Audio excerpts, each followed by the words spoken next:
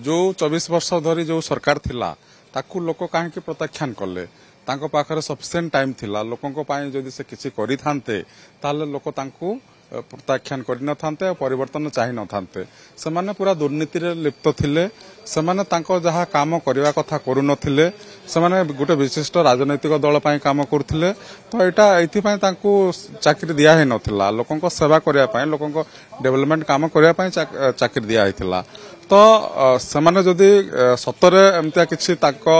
Against अच्छी तथ्य अच्छी ताले निश्चित हिसाब रे दोषी को दंड मिलवा कथा तो आमे ता सपक्ष रे अछु एठी ओडिसा रे मोहन माझींकर सरकार एटा गोटे ट्रांसपेरेंट सरकार एटा लोकों सेवा पाई आछि लोक माने निजे ही सरकार को बाछिछंती तो एई सरकार रे किछि करप्शन चलिबो नाही किछि दुर्नीति हेबो नाही किछि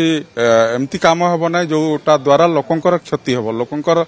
पैसा रे सरकार चालुची लोकंको पाई से पैसा खर्च हेबो तो कोनोसी ऑफिसर तांको जो दरमा दिया होची दरमा रे चलिबे ता बाहर किछि दुर्नीति करिवे किछि इलीगल काम करिवे किछि पॉलिटिकल एक्टिविटी रे लिप्त हेबे एटा केबे भी सहाय जीवन नाही एटा हम सरकार जीरो टॉलरेंस फॉर करप्शन तो जहाँ भी तथ्य अच्छी से आधार तांको एगेंस्ट कार्यानुष्ठान हेबो एथि पई आमे स्वागत करूछु मंत्री मंतव्य को आमे स्वागत करूछु।